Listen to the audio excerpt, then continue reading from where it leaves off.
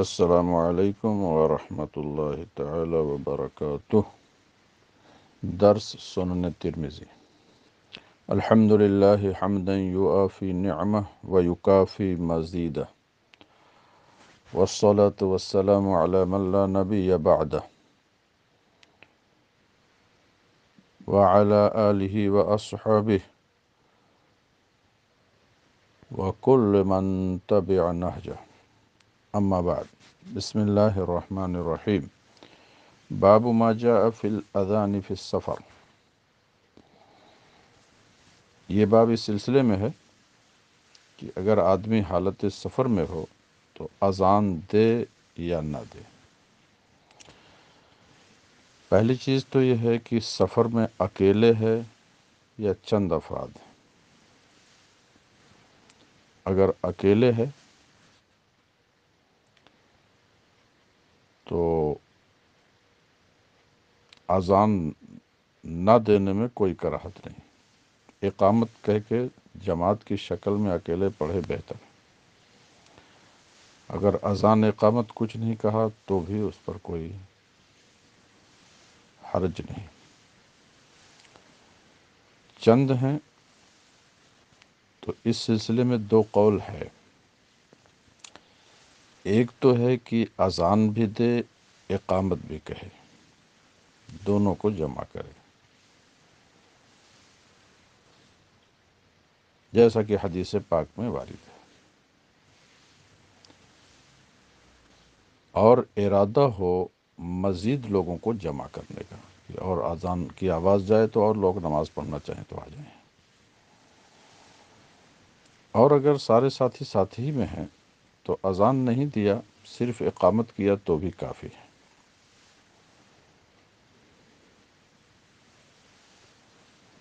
کہ کسی کو جمع نہیں کرنا ہے، سب لوگ موجود ہیں۔ اچھا،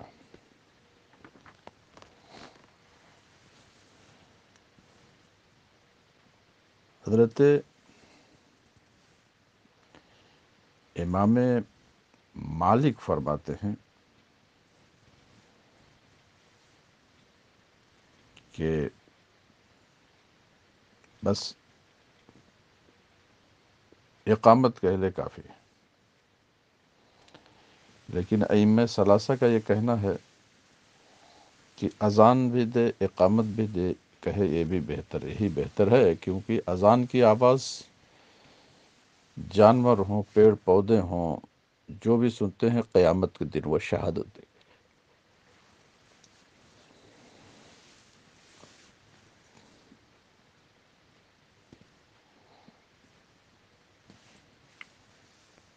حدثنا محمود بن غیلان حدثنا وکیع عن سفیان عن خالد الحذاء عن ابی قلابہ۔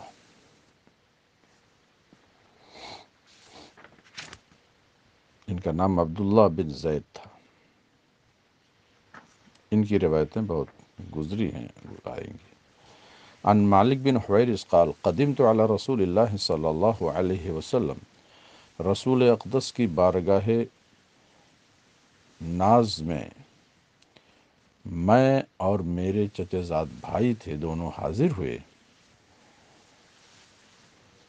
قدمت علی رسول اللہ صلی اللہ علیہ وسلم، انا و ابن عم لی، و ابنا عم لی، نسب بھی ہے کہ واو بمعنی مفعول معہ۔ رسول اقدس نے ہم سے ارشاد فرمایا، جب تم دونوں سفر کرو تو فَأَذِّنَا، ذال کے کسرے کے ساتھ امر کا صیغہ، تو اذان دو اور اقامت کہو، یعنی تم میں کا جو پسند کرے وہ اذان دے اور جو پسند کرے وہ اقامت دے۔ ظاہر تو یہ ہے کہ دونوں اذان دیں، دونوں اقامت کہیں، مگر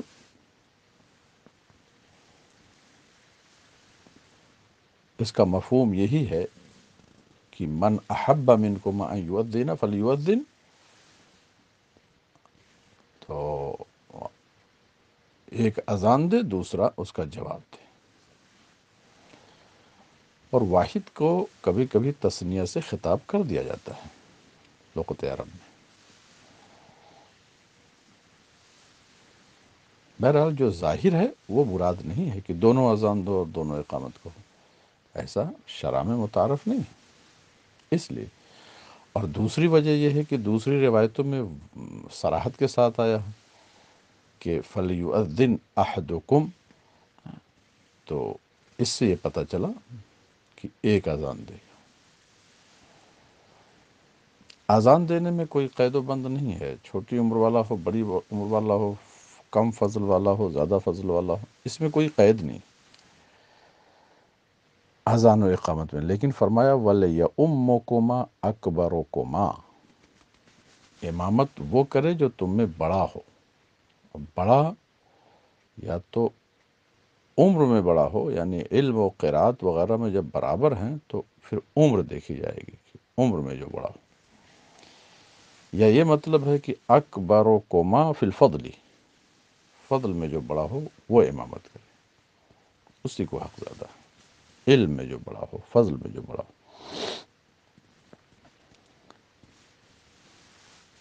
قال ابو عیسیٰ ھذا حدیث حسن صحیح، ترمذی فرماتے ہیں حدیث حسن صحیح ہے، اور اس پر اہل علم کا عمل بھی ہے۔ ان کا مذہب مختار یہ ہے کہ سفر میں بھی اذان دی جائے، اس کی برکات، اس کی فضیلت تو ملے گی۔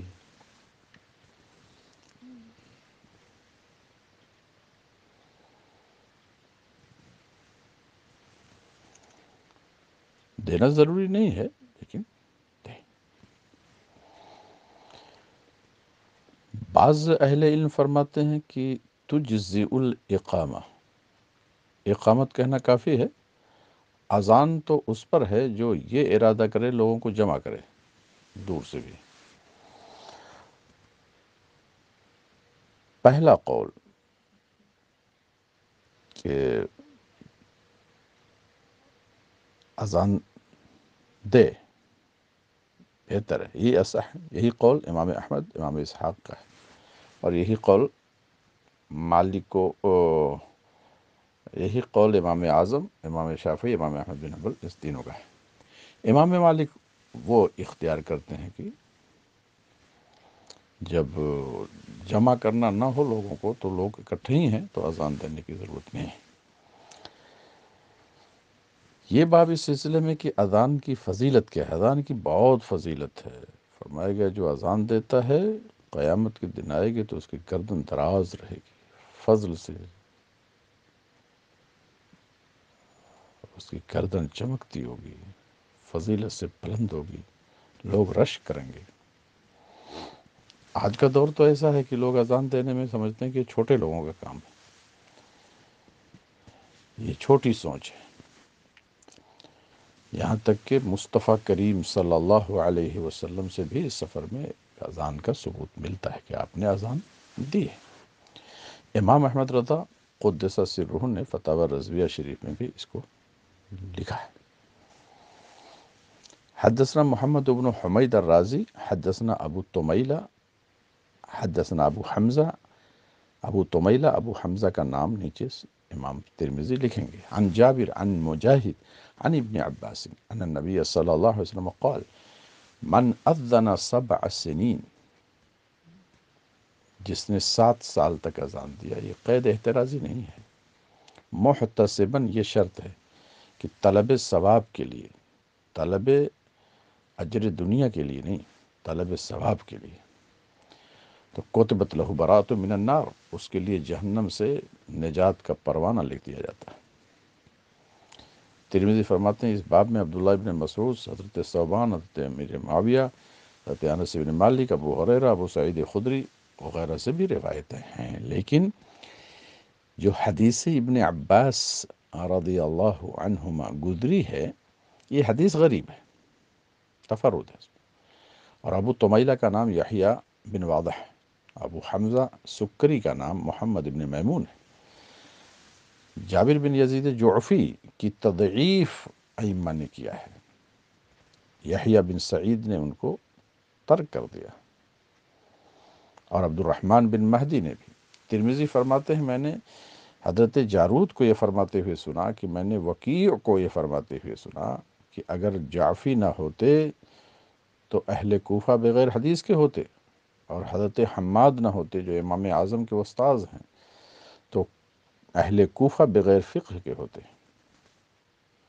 تو یعنی دونوں طرح کے اقوال ہیں، جابر جعفی کی تضعیف بھی کی گئی ہے اور ان کی توثیق بھی کی گئی ہے، دونوں طرح کے معاملہ ہے۔ یہ باب اس سلسلے میں ہے کہ امام ضامن ہے، یعنی متکفل ہے، محافظ ہے مقتدیوں کی نماز کی، کوئی گڑبڑی ہوگی تو سارے مقتدی کی بھی نماز گڑبڑی، وہی ضامن ہے۔ ضامن بمانا تاوان دینے والا نہیں، ضامن بمانا راعی، محافظ، متکفل، اسی کی ضمانت و کفالت ہے۔ مقتدی کی اذان کا نماز کا دار و مدار امام کے نماز پر ہے، اور مؤذن امانت دار ہے کہ وقت مستحب کیا ہے، وقت مکروہ کیا ہے، وقت میں تقدیم و تاخیر نہ کرے، یہ امانت اس کی ہے کہ وقت لوگوں کو خبر دیتا ہے کہ اذان کا دے کر کہ نماز کا ٹائم ہو گیا۔ تو ایک تو اوقات صلات کا وہ امین ہے، اور دوسرے مؤذن اوپر جگہ سے اذان دیتا ہے جہاں سے لوگوں کے گھروں پر نظر جائے تو خواتین بھی نظر آتی ہیں، تو وہ امانت دار ہے، یعنی لوگوں کے پردے کا بھی، لوگوں کے عورات کا بھی امانت دار ہے، یعنی ادھر ادھر نہ دیکھے، وہ امین ہے لوگوں کی عزت آبرو کی۔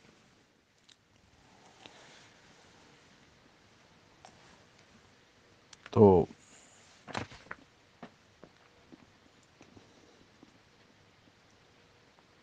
یہ فرمایا حدثنا حناد حدثنا ابو الاحوص اور ابو معاویہ عن الاعمش، وہ روایت کرتے ہیں ابو صالح سے،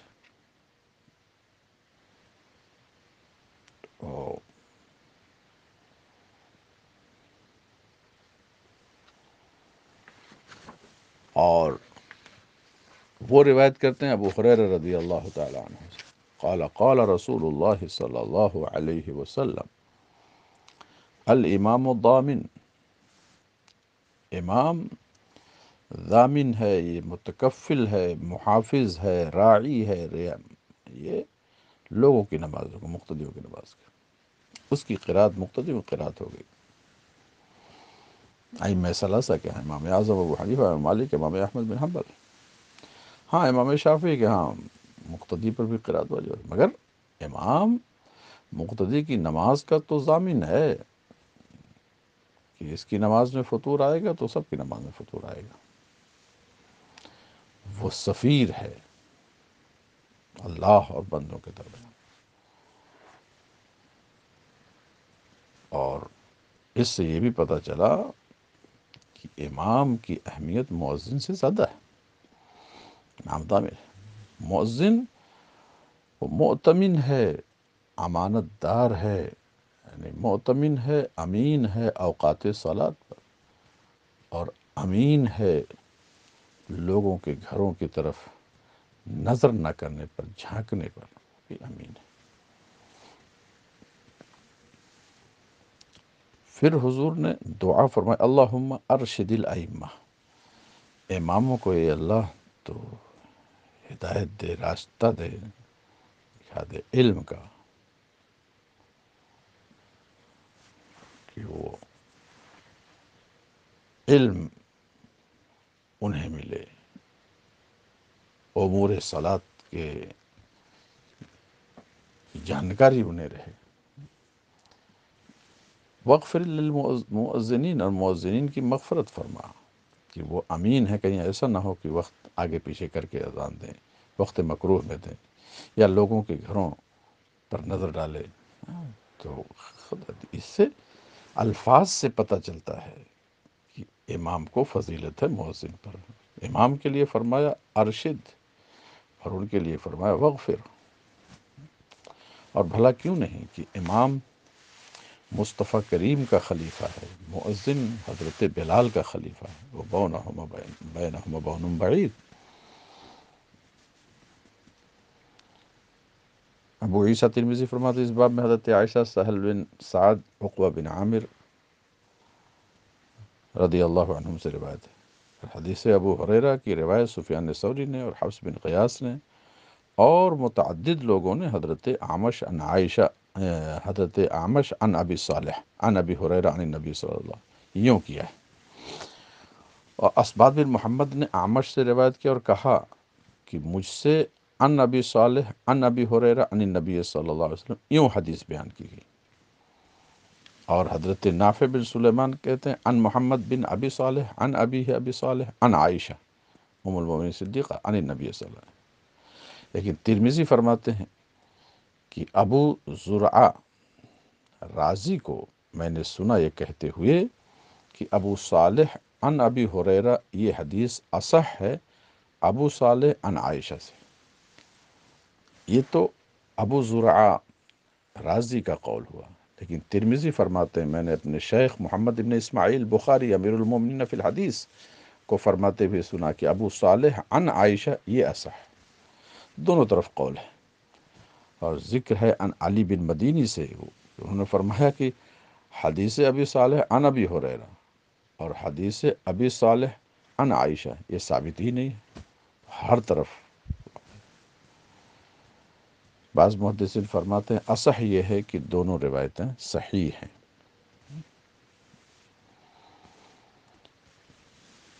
یہ باب اس سلسلے میں ہے کہ جب مؤذن اذان دے تو کیا لوگ کہیں سننے والے، تو اس کا یہ ہے کہ اس کا جواب دیں۔ سب سے پہلے تو جواب عمل سے دینا، قدم سے دینا یہ واجب ہے، زبان سے جواب دینا یہ مستحب ہے۔ تو جیسے مؤذن کہے ویسے ہی لوگ کہیں۔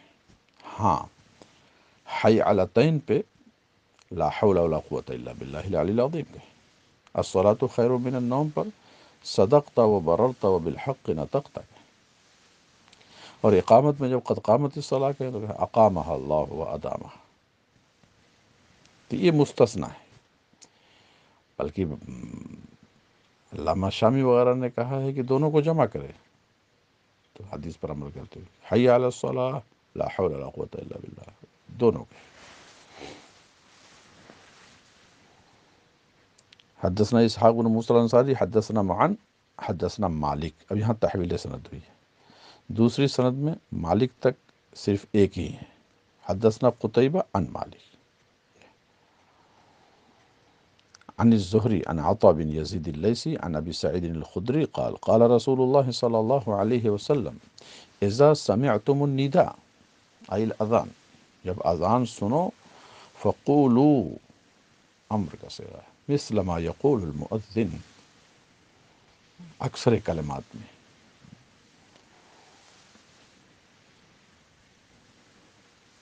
اگر آدمی مسجد میں موجود ہے تو بھی جواب دے بہتر ہے، مگر جواب دینا وہ ضروری نہیں کہ وہ آلریڈی موجود ہے۔ اس باب میں ابو رافع، ابو ہریرہ، ام حبیبہ، عبداللہ بن عمر اور عبداللہ بن ربیعہ، عائشہ صدیقہ، معاذ بن انس، معاویہ، ان رضی اللہ عنہم، ان سب سے روایت ہے۔ ترمذی فرماتے ہیں کہ ان ابو سعید خدری کی حدیث جو ہم نے صراحتاً ذکر کی ہے وہ حسن صحیح ہے۔ ایسی روایت حضرت معمر نے اور متعدد لوگوں نے امام زہری سے امام مالک کی حدیث کی طرح سے روایت کی ہے۔ مثل اور نحو کا فرق بتایا جا چکا بار بار۔ عبد الرحمن بن اسحاق عن الزہری هذا الحدیث، اس حدیث کی روایت یوں کیا ہے، عن سعید بن المسیب عن ابی ہریرہ عن النبی صلی اللہ علیہ وسلم۔ لیکن جو ترمذی نے امام مالک کی روایت کو صراحتاً اور تفصیلاً ذکر کیا ہے تو وہ روایت سب سے راجح ہے، صح، اس لیے اس کو ذکر کیا۔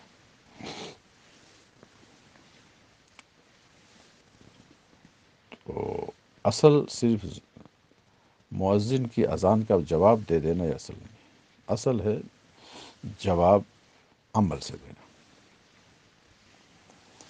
اذان کے وقت بات چیت نہیں کرنا چاہیے، خاص طور سے دنیاوی باتیں۔ دینی باتیں کرنے میں کوئی مذائقہ نہیں۔ صلی اللہ علیہ نبی الکریم علیہ وسلم۔